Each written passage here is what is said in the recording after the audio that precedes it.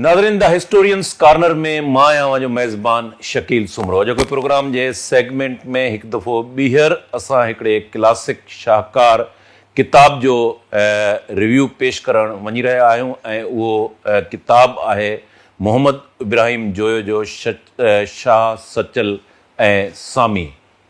टई सिंध जा वॾा कैरेक्टर आहिनि ऐं टई तमामु वॾे पाए जा शाइर हुआ। शाह अब्दुल लतीफ़ भिटाई, सचल सरमस्त ऐं सामी। उन्हनि जी शाइरी, उन्हनि जी ज़िंदगी, उहे कहिड़े दौर में पैदा थिया, उन दौर जा सिंधी समाज ते कहिड़ा असर हुया, अॼोके प्रोग्राम में पाण उनजो बि जाइज़ो वठंदासीं। प्रोग्राम में असांखे जॉइन कयो आहे सेनेटर डॉक्टर करीम ख्वाजा साहब। डॉक्टर साहब हिन खां पहिरें बि मुख़्तलिफ़ जेके तारीख़ जा प्रोग्राम थिया आहिनि, ख़ासि तौर ते क्लासिक किताबनि जो जेको रिव्यू आहे उहो डॉक्टर साहब उनजो एनालिसिस पेश कंदा रहिया आहिनि। डॉक्टर साहब खे प्रोग्राम में भलीकार चऊं था। डॉक्टर साहब अॼु जे प्रोग्राम जे सेगमेंट में शाह सचल ऐं सामी ऐं मोहम्मद इब्राहिम जोयो जो किताबु आहे ऐं इन में टई सिंध जा वॾे पाए जा शाइर आहिनि। शाह अब्दुल लतीफ़ भिटाई त तमामु हिकिड़ो सिंध जो महान शाइर आहे। सचल सरमस्त ऐं सामी तसौफ़ जे हवाले सां, सूफ़ियत जे हवाले सां, ऐं भिटाई त ख़ासि तौर ते सूरमिन खे ॻायो आहे ऐं उन औरतुनि खे तमामु घणो इनकरेज कयो आहे। तव्हां हिन किताब खे किथां शुरू कंदव? ऐं मां चाहींदुसि त थोरो मोहम्मद इब्राहिम जोए जे बारे में बि ॿुधायो जेको हिन किताब जो ऑथर आहे, ऐं पोइ टिनी कैरेक्टर्स खे तव्हां। साईं, हीउ ॾाढो मशहूरु किताबु आहे, शाह सचल ऐं सामी। मोहम्मद इब्राहिम जोयो साहब जी जेको आहे सो इहो मकालो हो या राइटिंग हुई, या इहो 5 दफ़ा छपी चुको आहे हज़ारनि जी तादाद में। जनरल ज़िया जो जॾहिं मार्शल हो तॾहिं 1977 में हिन लिखियो हो ऐं हीउ 5 दफ़ा छपियो आहे। ठीकु आहे न, इहो 2017 हिन खां पोइ बि छपियो हूंदो पर मूंखे ख़बर कान्हे। पर हीउ जेको आहे सो हिकिड़ी सुठी तहक़ीक़ आहे। हीउ अगस्त हीउ जेको आहे हीअ 1978 17 जनवरी ते, माना मार्शल आर्ट जे सम्झो त 6 महीननि खां पोइ इहो छपियो आहे। तमामु सख़्तु मार्शल आर्ट हो। त हाणे इन जे बारे में मोहम्मद इब्राहिम जोयो साहब सिंध जो तमामु हिकिड़ो अज़ीम हस्ती हुई ऐं 1915 में साईं ऑगस्ट 13 ते ॼावा हुआ। 9 ऑगस्ट 2017 माना 102 साल जी उमिरि में हुनजो इंतकाल थियो। ऐं टीचर बि हो, राइटर बि हो, स्कॉलर बि हो, मार्क्सिस्ट बि हो, सिंधी नेशनलिस्ट बि हो। इहे सभु चीज़ूं हुयूं। ऐं हीउ जेको आहे सो कोटरी लखी जेको आहे सो कोटरी ऐं दादू जामशोरे वारे इलाइक़े में हिन जो जनमु थियो। ऐं सैकड़ो किताबूं ऐं ब्रोचर्स ऐं ट्रांसलेशन, थियोफिज़िकल सोसाइटी जो बि मेंबर हो ऐं सिंध मदरसे में पढ़ियो। पोइ वरी डीजे कॉलेज में BA कई, पोइ वरी बॉम्बे वियो हलियो हायर एजुकेशन जे लाइ। अच्छा, हीउ जेको आहे सो हिन जी जेका मशहूरु में सेव Sindh, save subcontinent from feudal lords, capitalist and communalism, हिन जी राइटिंग आहे मशहूरु। सिंधी अदबी बोर्ड 1951 खां वठी करे 61 ताईं हिनजो सेक्रेटरी रहिया। ऐं पोइ वरी जेको आहे सिंधी अदबी बोर्ड 73 ताईं पोइ सेक्रेटरी जो फ़राइज़ अंजाम ॾिनो। ऐं pride of performance award president of Pakistan 2010 में ॾिनो। 2013 में कमाल फ़न अवॉर्ड इहो जेको आहे सो एकेडमी ऑफ लेटर्स वारनि ॾिनो। त हीअ तमामु अज़ीम हस्ती आहे सिंध जी। ऐं मूं हिकिड़ो किताबु लिखियो, Indus delta environmental and deltaic crisis, जंहिंजो इफ़्तिताह पाकिस्तान मेडिकल एसोसिएशन में थियो हो 2003 में या 4 में। त उन में साईं आयो हो एज़ अ स्पीकर। ऐं आउं थोराइतो आहियां हुन वक़्तु बि ऐं हाणे बि। हाणे उहो हयात कोन्हे। हिन जो फर्ज़नि मूंसां गॾु MBBS कई हुई, मंसूर जोयो। ऐं साईं जो इंतकाल पंहिंजे पुट जे वॾे पुट जे घर में थियो। सो हाणे इन हिसाब सां साईं हिन किताब ते आउं ॻाल्हाईंदो। त थोरो जेको किताब में शयूं लिखियलु आहिनि उहो हिन में इहो लिखियलु आहे त ही टई जेके शाइर हुआ असांजा शाह सचल ऐं सामी, इन जो हिन किताब में लिखियो आहे त 1850 खां वठी करे 1689 खां वठी करे 1850 माना ही जेको टाइम पीरियड हो जंहिंमें टर्माइल बि हो ऐं जंहिंमें समन जी ऐं यानी 17वीं सदी खां 19वीं सदी ताईं हा माना हिन में जेको आहे सो पंहिंजो टालपुर ऐं जेको सो कलोड़ा ऐं टालपुरनि जी हुकूमत हुई ओके ऐं इन्हनि जेको आहे सो इहे मक़ामी हुआ ॿई ऐं हिननि जेको आहे सो उन खां पहिरीं जेको आहे सो अरगुन ऐं तुर्खान ऐं मुगल्स हुआ जेके धारिया हुआ। सही। हाणे हिन में जेके किताब में शयूं लिखियल आहिनि उनजी तसलुसल था। हीअ चए थो त सिंध में जेको आहे सो सिकंदर आयो एलेक्जेंडर जंहिंखे पाण चऊं ऐं उहो सेवण में अची करे हुन हिते बेस कैंप बि ठाहियो, किलो बि ठाहियो, 30-40 माण्हुनि जो जेको आहे सो हुन मैसेकर कयो सिंध जे माण्हुनि जो। उन वक़्तु सिंधी क़ौम ऐं इहे चीज़नि जो कॉन्सेप्ट कोन हो, उन वक़्तु कबीलनि जो कॉन्सेप्ट हो ऐं जेको उन ज़माने में प्रैक्टिसिंग जेके फेथ हुआ उनजो ज़िक्र हो। पर इन जे बावजूदि जेको आहे सो ब्राह्मण्स उन वक़्त जा हीअ जेको किताब में लिखियलु आहे उन्हनि मुज़ाहिमत कई। ॿियो उन वक़्त में जेके असांजा मीरबर हुआ या मुहाणा हुआ या जेका धारी यलगार ही ब्राह्मण उन्हनि खे रेजिस्ट कयो। उनमें हिकिड़ी ख़ातून माई हुई या हिकिड़ो मर्द हेठे क्लास में उन्हनि रेजिस्ट कयो। अच्छा, उन खां पोइ हीअ अचे थो त सूमरा डायनेस्टी ते थो अचे ऐं जेको हिन किताब में लिखियलु आहे हुन लिखे थो सूमरा असां वटि जेको आहे सो लॻभॻि 325 साल हुकूमत उन्हनि कई अरबन खां पोइ। अरबन जो हिते ज़िक्र कान्हे, हीअ वरी हिते अचे थो सूमरनि ते थो अचे ऐं जेको आहे सो वरी बि बहितर हुकूमत हुई ऐं पोइ वरी हिन अरसे में जेको आहे सो महमूद गज़नबी यलगार कई ऐं सूमरनि खे जेको आहे सो तंग कयो। उन खां पोइ समा डायनेस्टी आई ऐं समा डायनेस्टी 175 साल लॻभॻि हुकूमत कई सिंध ते। हिन में जेको आख़िर में जेको आहे सो हीअ चए थो त काज़ी काज़न जेको शाइर हो मेदवी तारीख़ जो इन जेको आहे सो हिन सां अरगुन ऐं तुर्खाननि सां कंस्पेरेसीज़ कई। हिन जो जेको मुख्य जेके ॻाल्हि इहा आहे त सिंध खे जेके बुनियाद परस्त ऐं जेके फंडामेंटलिस्ट ऐं रिलीजियस जेके कटरपन नुक़सानु पहुचायो आहे। समन खे बि आख़िर में जेको आहे सो पंहिंजी गरमा बि लॻी, पर साॻिए वक़्त में ही जेके धारियुनि माण्हुनि खे वठी आया काज़ी काज़न जो ई ज़िक्र थो करे ऐं ॿिया माण्हुनि जा बि ज़िक्र, पर काज़ी काज़न मशहूरु आहे इन करे मां ज़िक्र थो कयां। ऐं उन खां पोइ इहे अरगुन आया, अरगुन ऐं तुर्खान जेके हुआ ऐं मुगल, हिननि जेको आहे सो हिन रेफरेंस ॾिना आहिनि। मुख़्तलिफ़ ट्रेवलर्स आया, अंग्रेज़ बि आया, ॿिया ट्रेवलर्स बि आया हिन अरसे में सिंध में विज़िट। उन्हनि ॾिठो त हिते ॾुकार बि हो ऐं प्लेग जे करे सिंधी माण्हू माना आबादियूं जेके सो मरनि पिया, हलाकत थिए पई ऐं ॾुकार बि हो। कहिड़े दौर जी ॻाल्हि करे थो? अरगुन, तुर्खान ऐं मुगल। ऐं उन्हनि कटरपन बि कयो, माण्हुनि खे क़त्लेआम बि कयो, औरतुनि खे क़त्लेआम कयो मज़हब जे नाले सां। ऐं इहो जेके सो तमामु डार्केस्ट पीरियड आहे जेको आहे सो 1520 या 1530 खां वठी करे वेंदे जेको आहे सो हू जेके कलोड़ा था अचनि। ऐं हाणे जेका ॿ टे ॻाल्हियूं आउं थोरो सम्झाइण जी कोशिशि कंदुसि त हाणे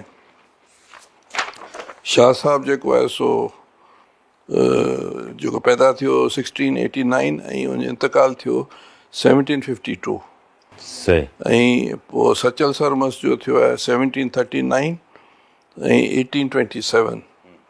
ऐं सामी जंहिंखे चरनाल भाचमाल सेनारे सां मशहूरु हो 1743 1850। हाणे सामी ऐं सचल कंटेम्परीज़ हुआ। सही। पर सामी जी उमिरि वॾी हुई, इंतकाल करे वियो, पर सचल कुझु पहिरीं, पर ॿिन्ही जी उमिरि वॾी हुयूं। भिटाई हिननि खां पहिरियां। भिटाई हिन खां पहिरीं हो।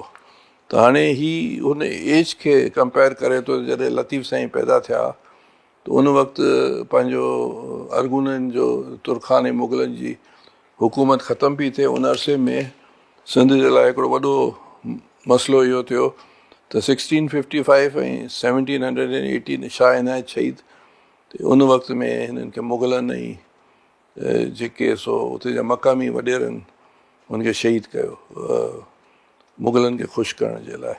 इहा हिकिड़ी सुठी हिकिड़ी सोच हुई, पर हिनखे दॿायो वियो, ख़तमु कयो वियो। ऐं मखतूम बिलावल जो बि हिते ज़िक्र थो करे, उहो बि 1522 में जंहिंखे घाणे में पीड़ायो। घाणे में पीड़ा, इहो बि जेको आहे सो इन अरसे में जेको अरगुन ऐं तुर्खान ऐं उन ॾींहंनि जी ॻाल्हि आहे।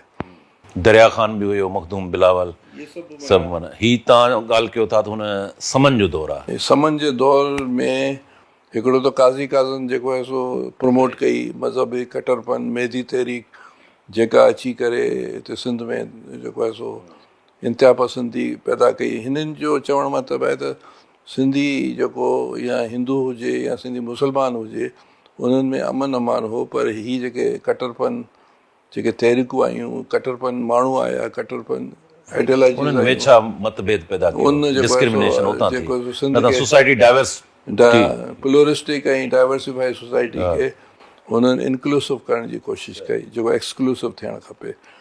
त ही मिथ हिन ज़ियाउल हक़ बि जेके ॻाल्हियूं पियो करे त उन वक़्त में इहा लिखी वई। इहो थोरो ज़हन में ज़रूरु रखियो वञे। त इन में ही चए थो त जॾहिं पंहिंजो लतीफ़ साईं आयो त हुन मुग़लनि जो दौरु ॾिठो, अरगुन तुर्खान जो ॾिठो, ऐं पोइ वरी हीअ आया केरु पंहिंजो कलोड़ा आया। कलोड़नि वरी बि सिंध खे कुझु न कुझु बहितरी ॾिनी, ऐं उन में जेको ॾुकार हो या जेको माण्हुनि जी तरक़ी, अमन अमान, सिंध जा बॉर्डर्स जेके खणी विया हुआ, अहमद शाह दुरानी या ॿिया जेके आया हुआ धारिया माण्हू, उन्हनि सां उन्हनि वठण जी कोशिशि कई। पर हिननि जो जेको हुकूमत जेका आहे सा जेका हली, पंहिंजो डायनेस्टी जेका आहे हिन जी, उहा 80 साल हली। कंहिंजी? कलोड़नि जी। अच्छा। ऐं पंहिंजो जेको आहे सो पोइ कलोड़ा में बि थोरी कट्टरपन हुई, जंहिंजे करे हिंदुनि खे हुननि जेको सो टॉलरेट घटि कयो। पर उन कट्टरपन जे करे आख़िर में हुननि जो मीर जेके हुननि जा जनरल्स हुआ, टालपुर जेको आहे हुनजो सॼो मिलिटेंट फोर्स हो, आर्मी जनरल्स हुआ। ठीकु। त पोइ उन्हनि सां बि हिननि जो जहिड़ो थी वियो, ऐं पोइ वरी टालपुर अची विया हुननि खे शिकस्त ॾेई करे हालाणी में। ऐं पोइ टालपुर आया, टालपुर बि 60 साल रहिया। पोइ वरी अंग्रेज़ अची वियो, ऐं उहो बि टालपुरनि जे लाइ बि चए थो त हुननि जी कट्टरपन ऐं जेको आहे सो कलोड़नि जे कट्टरपन हिंदुनि जे ख़िलाफ़, इन जे में इहो थींदो आहे त नाउमल जहिड़ो माण्हू पैदा थी वेंदो आहे रद्देमल में। त हाणे मक़सदु चवण जो आहे त हिन सॼी किताब में हुन जेको आहे सो इहो ॾियण जी कोशिशि कई आहे त लतीफ़ साईं जेको शाइर जेको हो, उहो ग़रीबनि जो हो, ऐं हुन ग़रीबनि खे ॻायो हो, जेको हेठियों क्लास आहे उनखे ॻायो हो। हुनरमंद पोरियतनि खे, औरतुनि खे ॻाल्हायो, मतिलबु हर हेठे क्लास जा जेके माण्हू उनखे ॻायो। साॻे वक़्त में हू जेको आहे सो जेको सेकुलर सोच रखंदड़ लतीफ़ साईं हो, जेतोणी हुन में मज़हब जो बि हुन ज़िक्र कयो, हुन दौर जे हिसाब सां हुन ज़िक्र कयो आहे। लतीफ़ साईं बि उहो ज़िक्र कयो आहे, सचल बि कयो आहे, ऐं सामी बि कयो आहे, वेदास खे सामी ज़िक्र कयो आहे। त लतीफ़ साईं जे लाइ उहो चए थो त हुन ट्रेवल इलाही कयो, ख़ुशूसन ही जेके मुख़्तलिफ़ जंहिंखे अॼु जे दौर में तव्हां इहो चओ त लसबेला वारो इलाइक़ो, हिंगलाज, ऐं जेको आहे सो कच्छ, काठियावाड़, हिते हू वियो आहे, थर में वियो आहे, मारवी खे हुन ॻायो आहे, लाखो फुलाणी, पुनू भांडामाणी, इहे सभु कच्छ जा जेके हीरोज़ हुआ, अबड़े समय खे हुन ॻायो आहे। त जेके बि पॉपुलर हीरोज़ हुआ, ऐं इनडायरेक्टली जेको त इनायत शहीद जो बि ज़िक्र कई आहे, ख़्वाजा मोहम्मद ज़माल वारी शरीफ़ वारे जो बि हुन ज़िक्र कयो आहे लतीफ़ साईं। त हिन इहो चयो त हुननि जे ज़हन में हालांकि नेशनहुड जो कॉन्सेप्ट कोन ठहियो, पर हुननि कोशिशि कयो त सिंधी समाज में जेको आहे सो टॉलरेंस बि हुजे, ऐं सिंधी समाज वधे बि सही, ऐं धारियुनि खे शिकस्त बि अचे। हिन जो चवणु इहो आहे साईं जोया साहिब जो। पोइ वरी सचल ते हुन ॻाल्हाईंदो आहे त सचल जेको आहे सो मुख़्तलिफ़ ज़बानुनि में उनजी शाइरी हूंदी आहे, हफ़्त ज़बां शाइरों खे चवंदा ज़बान आहिनि। शाइर हूंदो आहे ऐं खुली करे इज़हार कंदो आहे। उनखे इहो फ़ाइदो हूंदो आहे त मीरनि जी हुकूमत हूंदी आहे त हू जेको आहे सो खुली करे जेके पारसी आहे, पंजाबी आहे, सिंधी आहे, हिंदी आहे ऐं अरबी में मुख़्तलिफ़ ज़बानुनि में हू शाइरी कंदो आहे ऐं खुली करे उनखे मंसूर सानी बि चवंदा आहिनि। ऐं उनजो बि इहो ई कोशिशि हुई त सिंध में जेको आहे सो हिकिड़ो नेशनहुड डेवलप थिए। ऐं नेशनहुड जो कॉन्सेप्ट कोन हो, पर माना हुनजो त हिकिड़ी असांजो समाज तरक़ी करे, अमन अमान हुजे ऐं वधे अॻियां। ऐं मीरनि जे करे हुनखे तमामु लिबर्टी हुई, जेको कुझु हुन ॻाल्हायो छपिजी वियो ऐं हुन ट्रेवल घटि कयो, निस्बतन लतीफ़ साईं इलाही कयो। अहिड़े नमूने सामी अपर सिंध में जेको शिकारपुर में हो लिखियलु आहे त सामी खे मुख़्तलिफ़ वक़्तनि में कटरपन माण्हुनि हुनखे चयो तूं वाणियो आहे। हालांकि सामी जी टीचिंग बि उहा ई आहे जेके हिकिड़े तरह सां लतीफ़ साईं जी आहे ऐं सचल जी आहे। उहो प्लूरिस्टिक माशरा पिया चवनि, टई शइ। ऐं जेको आहे सो सचल बि पियो चाहे, लतीफ़ बि पियो चाहे, सामी बि इहो चाहे। हिन इहो चयो आहे त हीअ जेका सिंध जी जेका बर्बादी थी आहे, जॾहिं बि पंहिंजा हुकुमरान आया आहिनि मक़ामी तौर ते, त उते संद तरक़ी कई आहे, सिंध जो ट्रेड वधियो आहे, कमर्स वधियो आहे, अदब वधियो आहे, लिटरेचर वधियो आहे ऐं मोहबत ऐं भाईचारो हर कम्यूनिटीज़ में रहियो आहे। पर जॾहिं धारिया आया मसलन अरगून तुरखान मुग़ल, त उन्हनि कटरपन वठी आया, फोर्सफुल कन्वर्जन कयूं, क़तलेआम कयूं, हिते जेको आहे सो रेवेन्यू वधीक कलेक्ट कयूं, जंहिंजे करे ॾुकार आयो, जंहिंजे करे प्लेग बीमारी आहे या वबा जेके चइजे। ऐं इहो बदकिस्मती आहे जॾहिं आख़िर में कलोड़ा ऐं मीरनि खे बि सुठो मौक़ो मिलियो, त पर हुननि जेको आहे सो इहो कटरपन जेको आहे सो मज़हबी तौर ते कंहिं न कंहिं रूप में हो, जंहिंजे करे इहो थियो त नाउमल पैदा थियो ऐं जंहिंजे करे इहो थियो त वरी अंग्रेज़ अची वियो।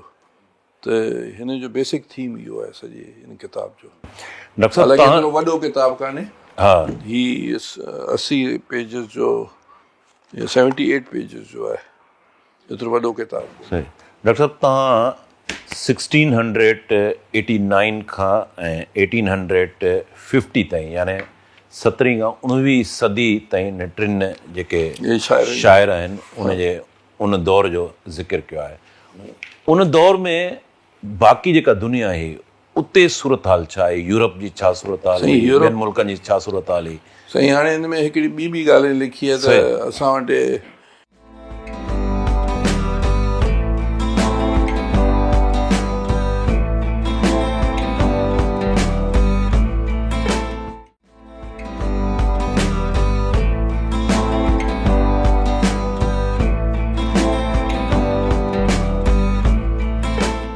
इन अरसे में जॾहिं ही शाइर हुआ, जॾहिं अरगून तुरखान हुआ, या जॾहिं ही विया, हिन जी समन जी हुकूमत ख़तमु थी, जिते पोर्चुगीज़ आया, हिननि बि सॼे ठठे खे जेको आहे सो पहिरीं साड़े विया, बर्बादु करे विया, लुटमार कयूं।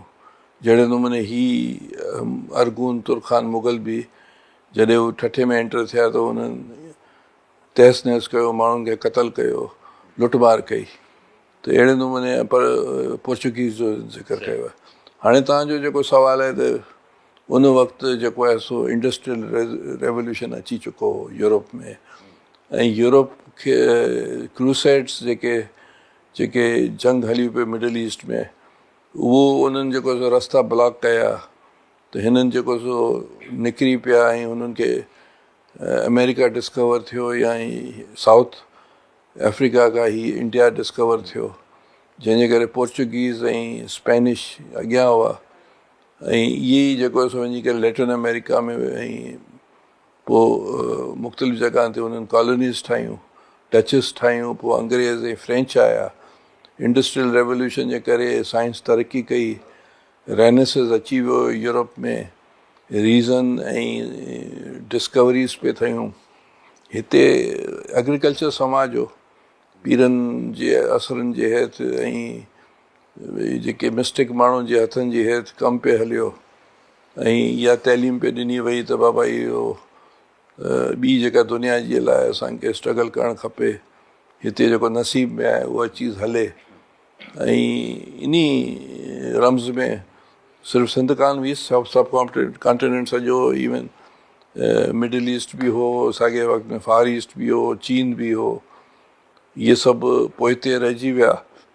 ऐं पोइ हिननि मां मुख़्तलिफ़ क़ौमनि तरक़ी कई, पर हीउ जेको जमूद असांजे समाज में, उहो अॼु बि कंहिं न कंहिं रूप में, कंहिं न कंहिं सिस्टम में, कंहिं न कंहिं हवाले सां डिस्पैरिटी आहे माशरे में। फलाणी ज़ात वधीक आहे, फलाणी ज़ात कमतर आहे, फलाणो मज़हब वधीक आहे, फलाणो घटि आहे। ऐं इहे जेके सोचूं आहिनि, इहे जेके रवैया आहिनि, इन जे करे असांखे इलाही नुक़साना थिया। असांजी पॉपुलेशन हेठि मथे थी वई, डेमोग्राफिकल चेंजिस थी विया, ऐं असां अञा थी लोड़ियूं पिया। डॉक्टर साहब, ही जेके शाह सचल सामी टिनी जो तव्हां हवालो ॾिनो, ऐं चई सघिजे थो त उन्हनि पंहिंजी शाइरी जे ज़रिए उन दौर में धारी जेका धारियो हमिलो, उन्हनि खे रेज़िस्टेंस, मुज़ाहिमत उन्हनि जी कई। उन वक़्तु गवर्नेंस जी सूरत छा आहे? असां ॾिठो आहे सिंध ते मुख़्तलिफ़ दौरनि में हमला थींदा रहिया आहिनि। छा उन्हनि जी मिलिट्री कमज़ोर हुई, डिफेंस लाइन कमज़ोर हुई? रीज़न छा हो? सिंध शाहूकार त रही आहे, उन्हनि वटि रिसोर्सिस हुया, इन करे उन ते हमला थींदा रहिया आहिनि। सबबु छा हो उहे? असां टेक्नोलॉजी में पोइते हुआसीं। मसलन समन जे जेके सो आख़िरी बैटल्स जेके थियूं हिन सां, मुग़लनि सां या अरगोननि सां, त हू वधीक मार्शल रेस करे पाण खे सम्झंदा हुआ। ऐं असांजो जेको माण्हू आहे जो सिंध खां ॿाहिरि निकितो कोन हो। वेपन्स में बि असां पोइते हुआसीं। ईअं न त समन बि वॾी बहादुरी सां विड़िया आहिनि, अहिड़े नमूने मीरनि बि अंग्रेज़नि सां सुठी वेड़ कई आहे। ईअं बि कोन्हे मीरनि जा 22,000 माण्हू हुआ त अंग्रेज़ 30,000 माण्हू, 4,000 हुआ। पर छा वेपन या टेक्नोलॉजी हुनजी वधीक हुई, रसद वधीक हुई। ॿियो त असां पंहिंजी पॉपुलेशन जे हिकिड़े सेक्शन खे जेको डेमोग्राफिकली असां सां हो, जेको सिंधी हिंदू, उनखे सभिनी नज़रअंदाज़ कयो। ऐं जंहिंजे करे जेको आहे सो, ऐं ॿियो त असांजो जेको ग़रीब तबिको हो, जेको वेड़ खाई सघे पियो। हाणे हिंदुस्तान में जेको सो जेके काऊं थियूं, हिंदुस्तान सां मुराद सब कॉन्टिनेंट में मुख़्तलिफ़ जॻहनि ते, त उते तव्हां ॾिसो त उहो जेको क्लास सिस्टम जे करे जेको हेठियों क्लास आहे, उहो त लातालुक हो। उहो केरु हमलावर केरु बि अचे पियो, हुनखे त को फ़ाइदो थियणो कोन हो। हिते बि सिंध में बि ईअं थियो त जेके असांजो ग़रीब तबिको हो, हुनजे लाइ हू बि बराबरि हो, हू बि बराबरि हो।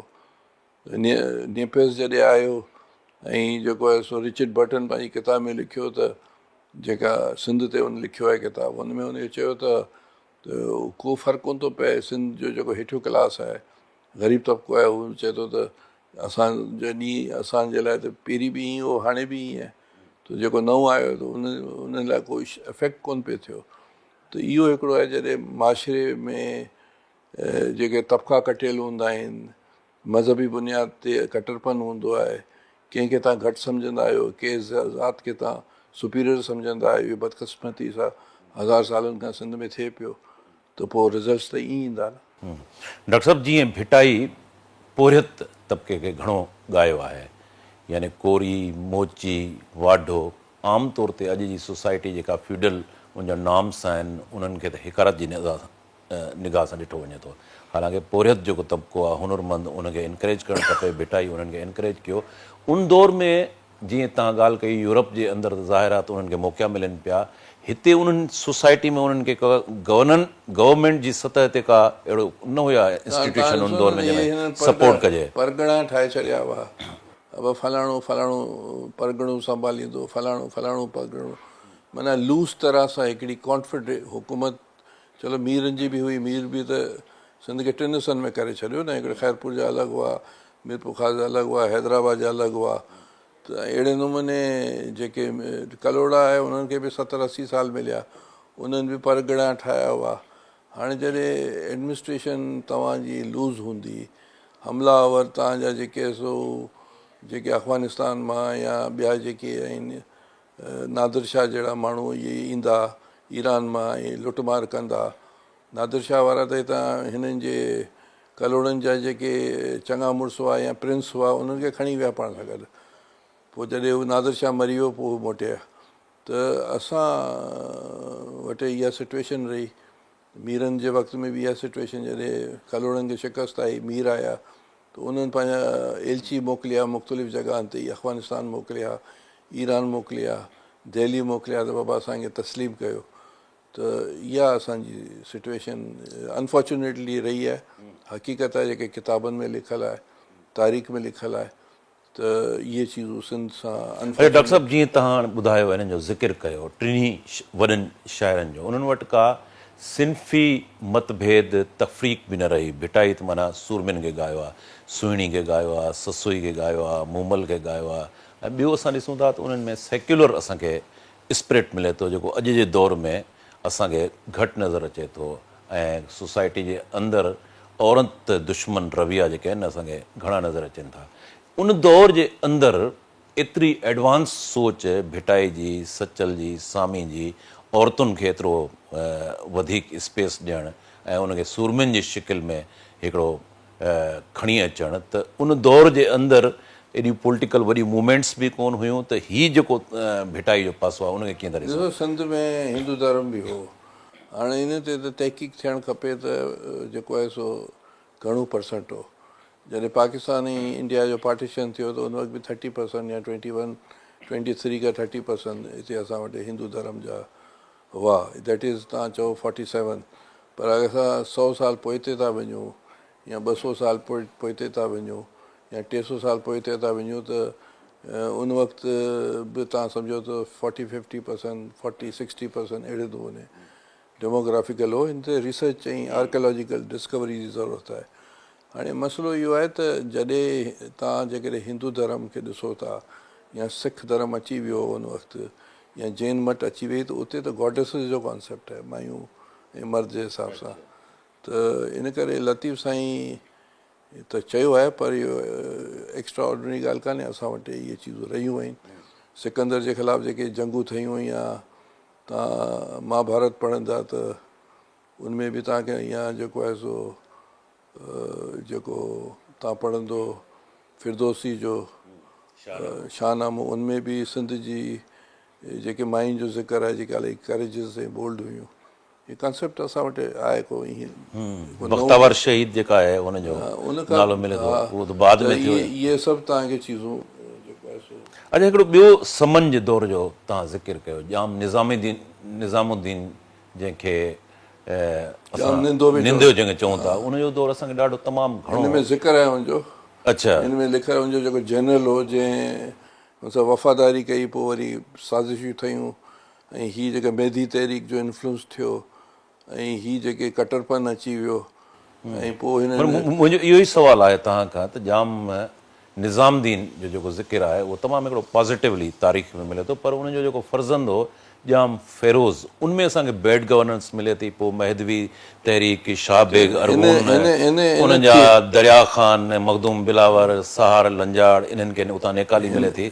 थोरो इन ते असांखे हिन जी थीसिस जो मक़सदु इहो आहे, जेको मूं 2 दफ़ा 3 दफ़ा पढ़ियो आहे। हिकिड़ो त उन वक़्तु जॾहिं आयो हो अंग्रेज़ जेको पंहिंजो ज़िया जे दौर में इहा किताबु आई हुई, तॾहिं असां जवान हुआसीं, उन वक़्तु पढ़ी हुईसीं। हाणे 2-3 दफ़ा मूं पढ़ियो त हिन में इहो हिकिड़ो थीसिस इहा ई आहे त सिंधी समाज या जेको आहे हिते परे सगीरी समाज में जॾहिं कटरपन ऐं जेको आहे सो मज़हबी इंतिहा पसंदी ऐं हिकिड़ी जेको आहे सो पाण खे सुपीरियर सम्झणु, ॿिए खे घटि सम्झणु, इहो त जेको कास्ट वाइज़ उहो हिंदुनि में हुजे या मुसलमाननि में हुजे, त उहो समाज खे वधायो कोन्हे, घटायो आहे ऐं समाज जो इतिहाद पार पार कयो आहे। हिन इंजाम में बि ईअं ई हो त जॾहिं 3rd-4th जनरेशन खां पोइ हिननि जी 350 साल 200 साल हुकूमत रही, 175 साल।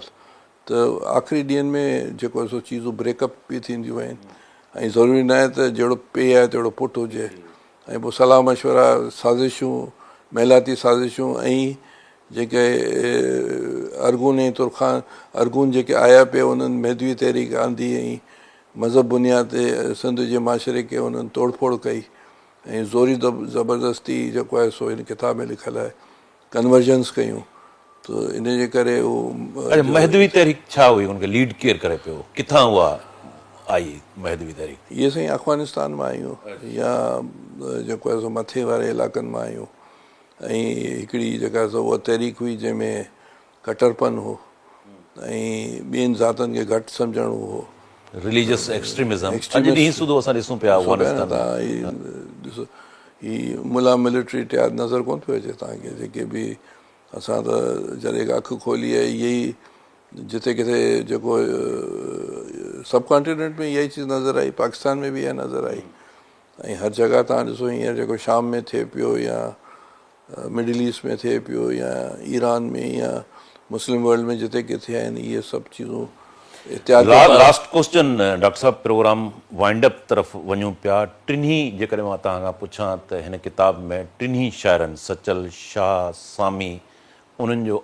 आख़िरी मैसेज छा हो थीम छा हो उन्हनि समाज खे सोसाइटी खे कहिड़ो मैसेज ॾियणु पिया चाहिनि हुननि चयो त हीउ जेको आहे सो हिकिड़ो भामी बकाए भामी सां इहे कोएग्जिस्ट कनि माण्हू रहनि ॿिए लफ़्ज़नि में हिकु सेकुलर मैसेज हो टॉलरेंट मैसेज हो तरक़ी जो मैसेज हो एग्रीकल्चर में बि तरक़ी थियणु खपे ऐं साॻिए वक़्त में कल्चर आर्ट्स डांस साइंस सभिनी में साइंस जो ज़िक्र कोन्हे पर माना तरक़ी थियणु खपे ऐं यूनिटी थियणु खपे सिंध खे पंहिंजे बॉर्डर्स दारियुनि यलगार सां बचायो वञे ऐं जेको मक़ामी माण्हू आहे उनखे जेको दर्द आहे उहो धारे माण्हू खे कोन थींदो आहे महिरबानी डॉक्टर सेनेटर करीम ख्वाजा साहब नाज़रीन सचल शाह सचल सामी मोहम्मद इब्राहिम जोयो जो किताबु आहे डॉक्टर साहब उन्हनि जो तफ़सील सां उहो जाइज़ो पेश कयो असांजी कोशिशि हूंदी त इन क़िस्म जा जेके क्लासिक बुक्स आहिनि